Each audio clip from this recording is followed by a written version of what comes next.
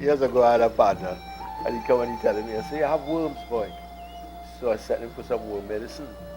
So he bought the worm medicine, but they decided to go in by the beach. They went to the beach up in Toko. Mm-hmm. So he say in the middle of the morning he feel to go in the bathroom, but he said, I have no bathroom, so he had to go in the bush. He said, I go on in the bush and I sit down on a tooth, you know, wipe. He said, I never know tooths used to walk. He said, when I turn around, my whole tooth's doing so. He says, worms, Yes. endless worms come out. Come out. Boy. People, a lot of us adults don't realize that we have worms. No. And that it should be something you should do regularly. Regular. Every 6 months or so, clean out. So I have this, I'm maintaining this tree. I have a tree by me there. So I always back it and I always have a piece in my house. Mm-hmm. Yes. Always. That Lajner back or Angeline. Angeline is the first department name. Lajner is the ordinary name, local. Mm-hmm. Yeah. Oh, and it But real are work. there any other thing besides the Angeline or the Lashner bar that would have a similar or same The worm grass. Mm-hmm. And also, Black walnut hull. yes, right.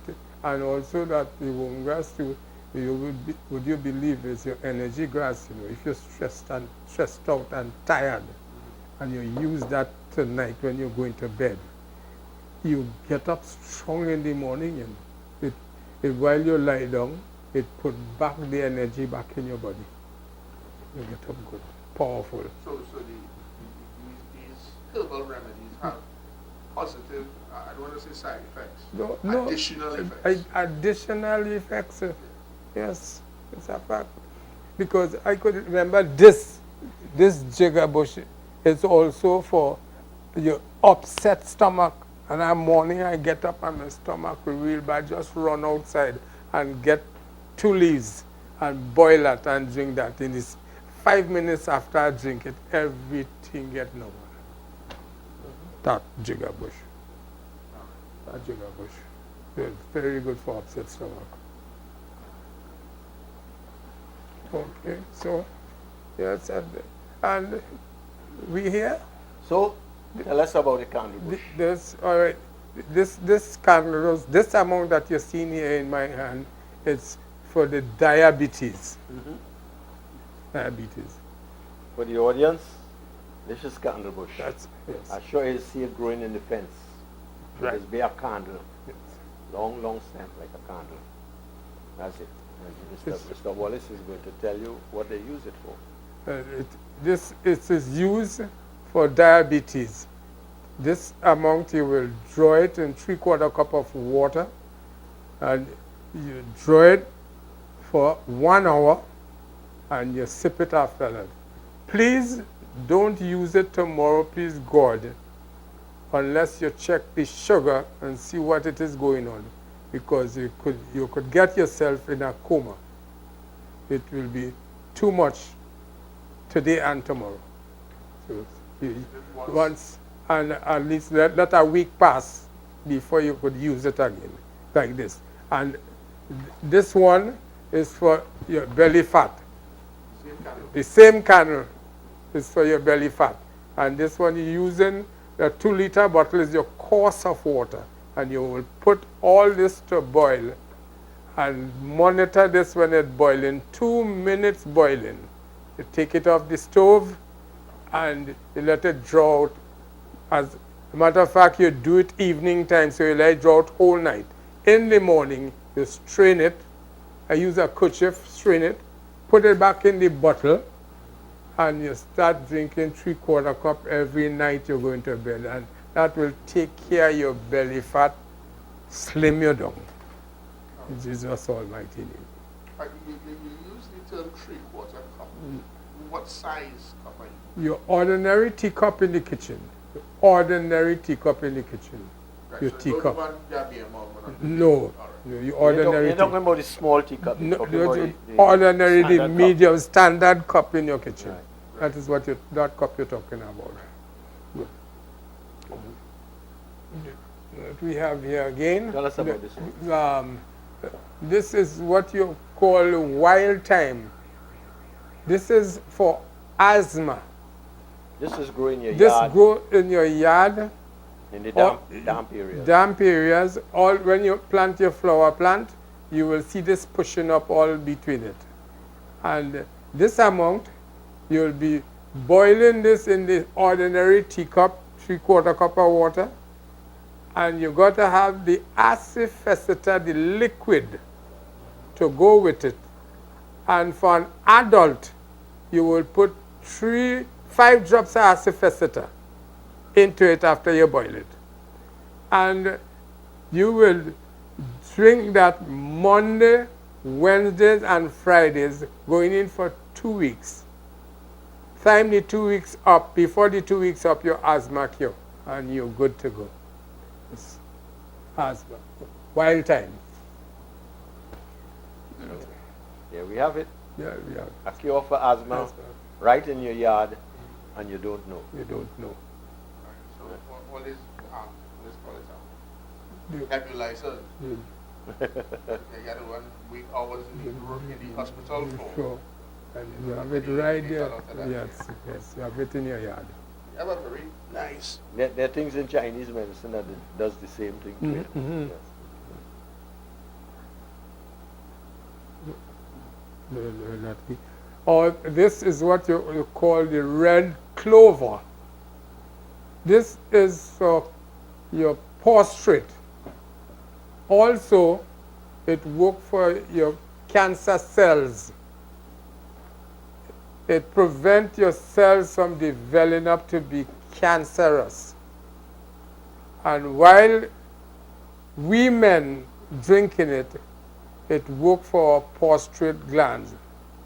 And you could use this for 7 mornings straight. So, and then while you're using this, it take care of your prostate glands and you will be all right. It also prevents the glands from swelling up. It's red clover, and it's all over the yard, all over the country, this tree growing. Tell them where it grows. Hmm? Tell them where it grows. Mhm. Well, this grow in Florida. They're shipping it all over the world, processed in package. We don't know what they put to preserve it. You could have side effects. And the package is 10 US you got to pay for this, and we have this growing in your backyard. So look for this. Red clover. Tell them about you. Here we have what you call the money bush. This is the flowers. It will get brown, dry, but all now you could use it, and it is for your kidney. Also called it the kidney bush. Also grows in your yard. Very good. If you don't have the flowers, you will use 5 leaves and your ordinary teacup in the kitchen, 3/4 cup of water. You draw it, boil the water, put it in, draw it for an hour and drink it, and take care of your kidney. This, the money bush. This. Can do some miraculous things sometimes. It has stopped the loss of protein from the kidneys, and it has also helped to clean out the kidneys and help with the rebuilding of the little tubules in the kidneys too. Very good. Very, very important Very bush. right. Nice. It's grown a lot in Texas for them to use to make medicine. Yes. Okay. Yeah, So, the stone crusher. Yeah. All right. This I have now is a vine that grows all on your wall, Fence. on your fence. They call it the stone crusher. It is for your kidney and bladder. Very good if you're having problem with urine, you're running in the bathroom regular.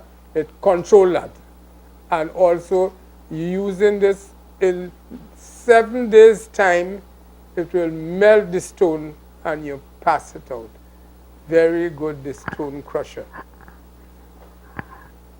You know any more about it? For that one? No, that's about it. Okay. Let's use it for both kidney stones And the bladder. and bladder stones. Yeah, bladder stone. So I know that the last time you spoke about some other herbs. Wallace. And Doc went through the energetics of Western herbs and he found some of them. Oh, that is Yes. nice. Doc, you have anything there for us? Yeah. We're going to talk about the aloe. Oh, yeah, aloe. You have two aspects to the aloe. You have the aloe jelly that is in the leaf, and you have the aloe resin. You know, if you have a situation where you have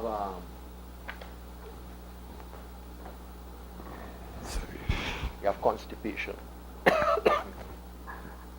People say go use the aloe, but they don't say how to use the aloe. In that case, what you would do is you peel the leaf, you cut a leaf and you peel the skin off, and you take the skin and you put it in water. Not the aloe itself, not the white, not the clear. Not the jelly. Now, when you take that and you put it in water, it is leach out a green colored liquid, right? Or the other way that you do it is, if you have a lot of aloe trees in your yard, you take a little knife and you just make a mark at the bottom of the aloe. You know, there's the aloe, they cut it at the bottom.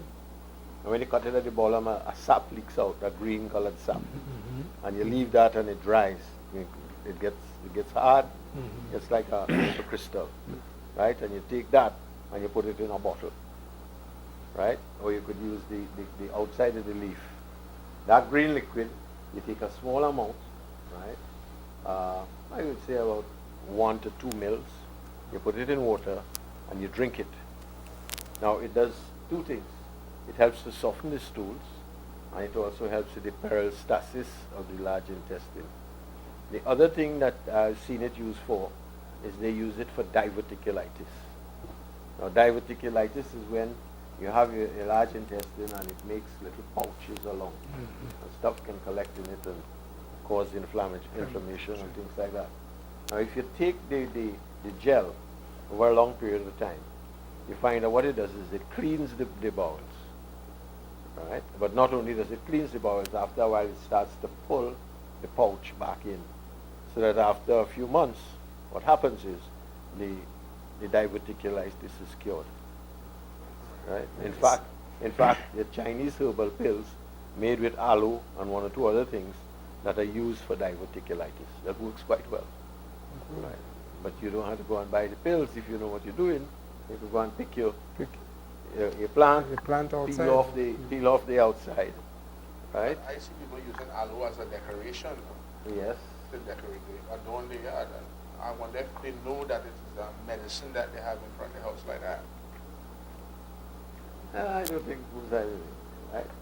And then you have the aloe gel. Now you notice that the aloe resin, the yellow part, occupies a whole 2 pages by itself, and then we come to the aloe gel, and we have another 2 pages of explanation. So the aloe, in fact, is really a kind of very, very serious uses. So the functions in the case of the gel would be that it moistens the tissues and relieves dryness and irritation. So it's good for dry skin eruptions. I remember when I was small, they used to use it for eczema. They used to clean it and rub it on the skin, right? You do that with a little coconut oil and you're in business.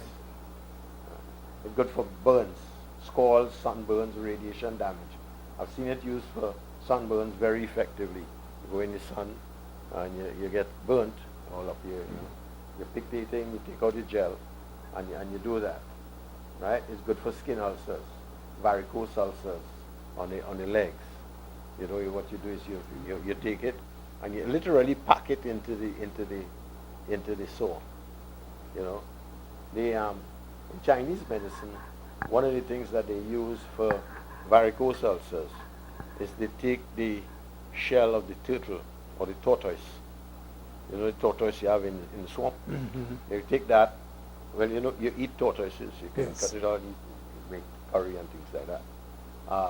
But you take the shell and you cut it up and you boil it, and it makes a brown jelly.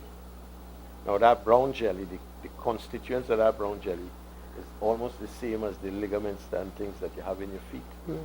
So one of the things that they do is they take a little bit of that jelly, mix it with a little bit of the aloe, right, and one or two other healing herbs, and then you pack it into the sore, and you tie it.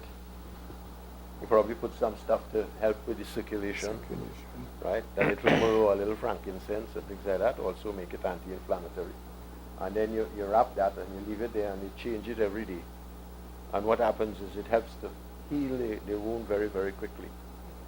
Right? So it's also good for radiation damage. If you're doing treatment for cancer and you get a radiation burn, you could use that to help heal the skin. The skin. You know, it's good for all kinds of inflammations. So it's good for stomatitis, gingivitis, conjunctivitis, dermatitis. Right? It's good for peptic ulcers, where you cut a piece, just blend it up and drink it, and it helps to heal the peptic ulcer. Right? So it's good for dandruff. You take it and rub it into the scalp. Right? Nail fungus and athlete's foot, which means that it is very strong antifungal. You know, it's good for fungus. Skin blemishes, spots, freckles, and things like that. You put it on it, and after a while, it would bleach it out. You know, you could also use it as an insect repellent. It also works to build back the cartilage. Yes. The cartilage. So you have it resolves mucus damp and relieves congestion. So you could take the aloe, blend it up. That's just the white, and drink it, and it will bring up the mucus off your chest. Are we talking about mucus from sinuses, mucus from nasal, and mucus from the chest? So it's good for sinus, bronchitis, and asthma, right? In terms of cleaning up the mucus and things like that. You could, women who are ready to stop lactating, they could take a little piece every day for a few weeks, and it will stop the lactation from coming. So I just thought I'd talk about that. That's something you have in the yard, and it is well used, right? The other one I have here that is very good. Too, and you use it for the cartilage. Yeah. You blend it with a noni leaf, and you put two tablespoons of virgin oil in it. And you put it in the blender and blend it. It comes a paste. You get the gauze and put it on, and just rest it there for 3 nights. Build back the cartilage. No more pain. No more pain in the joints. There's it's kind of like an analgesic. Doc? Does it work like an analgesic? Not quite as an analgesic. It is what you're trying to do there is you're trying to get a response to the regrowth of the joint, so you So kind of stimulant effect. Yes, that would be the right Build word. back the cartilage. So you have ginger root. Right. Ginger we use to make ginger beer and put in food and things like that. What we don't realize is a very powerful medicine. Right? I always tell my patients who have very intense joint pains, especially with arthritis, that you could get rid of it. And one of the ways to get rid of it is to take half a pound of turmeric, saffron as we call it here, clean it, you get 2 ounces of ginger. You're going to mix the ginger with the turmeric. The turmeric is anti-inflammatory. The turmeric thins the blood and opens the circulation. And other things, we'll go through that in a minute. And then the ginger helps to stop the pain and make the joint flexible. It's interesting that those 2 products also is one of the few things that would melt the plaque in the brain for people who have Alzheimer's. So ginger and turmeric. So they're very powerful anti-Alzheimer's medicines, right?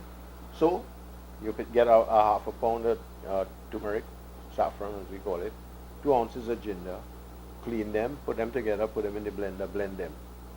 take your frying pan, put some coconut oil in it, heat it up, and fry the mixture, the turmeric and the ginger together for 3 or 4 minutes. While you're doing that, you sprinkle black pepper. Okay. Right? The purpose of the black pepper is to help get absorbed. You know, I have people and they come to me and they say, oh, I'm drinking turmeric tea and I'm not getting any effect. That's what they do. I buy some turmeric powder and I just take it and make tea with it. I say, well, 95, 96% of it just going through. Nothing ain't getting absorbed. There's some herbs that in order for it to get absorbed, you have to join it with oil. Right? So I had to point out to a patient the other day, say, he had a bottle of turmeric pills that he paid £1 and £1 for. And I said, look on it, you'd see turmeric, and underneath it says, lyophilized. I say, you know what the word lyophilized means? He says, no, fried in oil. I say, and underneath that it has piper nigrans. I say, you know what piper nigrans is? I say, piper is pepper and nigrans is black. You say, why didn't they put it like that? I say, that's to confuse you, right? I say, when I was young and we went to high school, they taught us Latin. So when I see piper nigrans, I know it means black pepper, right? So he started to laugh. I say, all kinds of ways, putting the obvious right in front of your face, and you don't know it, you know? It's like I had a patient the other day, and we were talking, and she says, oh, I'm spending so much money on my glaucoma medicine, right? So I pick up one of the bottles, and it was Timoptic, right? That's one of the brands. And the main ingredient, it was timolol malate. So I said to her, I say, you know what that is an extract from? She says, no. I say, marijuana. I said, they allow the drug companies to grow their own big marijuana fields, and they take it, and they draw it, and they take out the timolol malate, and they put it in a little bottle, and they charge you several $100s for it. Life is good, isn't it? All the time. So you find that, I don't know if you ever noticed that at Christmas time, and you have ginger beer. Mm-hmm. And my aunt used to make a ginger beer. You had to be very careful. It was so strong that when you drink it, you're sweating, you take off the lining of your throat. It's so true. Right? Burning. Burning. But the thing about it is, once I had a cold, and I went there and she gave me, she said, have a glass of this. This would fix you up nice. And I drank it, and within the space of 2 or 3 minutes, I was bringing up all this cold. So, you see, warms the exterior, promotes sweating, dispels wind cold, warms the lungs and promotes expectoration, brings up the cold. Right? Stimulates circulation and relieves muscle pain. Now, one of the things about it that a lot of people don't know is that ginger works better most of the time compared to all the painkillers that's gone by in the pharmacy. Oh, yes. But we don't know that. We don't know that. So you see, if you take your ginger and your turmeric and you mix them together, like we said, fry them in oil, sprinkle black pepper, put it in the fridge in a glass bottle, and every time you want, you take a scoop out, teaspoon, heaping teaspoon, put it in a cup of water, and then I throw in a little coconut milk. Okay. I blend my coconut and I squeeze it out and I put it in the fridge. That's my milk, coconut milk. Oh, right. That's good, you know. Yes, coconut milk, good. Antifungal, good for the skin, good for all kinds of things, you know. Okay. So I pour a little bit of that and I sit down and I drink my turmeric tea. It's now turmeric tea that gets absorbed. If you have joint pains and things like that, and you persist in drinking 2 or 3 cups of that every day, within the space of a month to 2 months, all your joint pains gone, all. You know, and it's very strange that we don't have access to that kind of information. You know. It's not readily available. So here it is that you pick up a science magazine. I want to say a science magazine like the British Medical Journal or one of them, Lancet or some of them, and you see this kind of description. Doctors writing about it. So you have doctors don't even read their own journals, right? Otherwise they wouldn't say that herbs don't work. Don't work. So you have a situation where they say that if you want a long-term cure for your arthritis, the thing to do is to do ginger and as we say, saffron, for a few months, 2 or 3 cups a day. Not only that, it thins the blood, helps to clean up the situation. So, as they say, peripheral circulatory deficiencies. So it's good for fibromyalgia and chilblains, right? And if you see it warms the stomach, what better to use to help to settle the stomach than ginger tea, And ginger tea. right? Warms the stomach, promotes digestion, relieves fatus, passing of wind. So it takes away the feeling, the bloating feeling out of the gut. Right? Settles the stomach, and if you're vomiting, it stops the vomiting. So your stomach cold and she reflects dull epigastric pain, better with massaging or eating. If you're vomiting, sour liquids. So if you're vomiting sour liquids, then the chances are that you're looking at the liver gallbladder situation, right? So it's helping to fix that. Stagnation, difficult, painful digestion, flatulence, nausea, distension, right? So chronic gastritis, chronic dyspepsia, good for colic. It's also good for appetite loss, loose stools, chilliness. It's good for dysentery. Right? Nausea or vomiting in any condition, travel sickness or a woman with morning sickness. It's good to take for morning sickness. Warms the interior and promotes menstruation. So ginger tea is good for people with delayed, scanty or no menstruation, with constant cramps and dull red clots and chilliness. I have a question though. Right. You mentioned ginger tea there. Yes. Is it safe to assume that the tea bags that is will be equally effective as like if you grate a bit of fresh ginger and steep it yourself? Why you don't answer the question yourself? I just want to know because some people would find that it's too much trouble. So to go get As you it. probably have, Yes. I tell somebody, I say, make up this turmeric thing, Yeah. half a pound of turmeric. Okay, I'll go in the market and buy half a pound of turmeric powder. Say, you know where it come from? You know if it diluted? You know how old it is? Yes. No. Well, you don't get your butt in the market and buy a half a pound and carry it home and put on your glove and clean it. And get 2 ounces of ginger and clean it. And then you have a blender, you don't even matter grate it. Right. Put it in the blender and blend it up.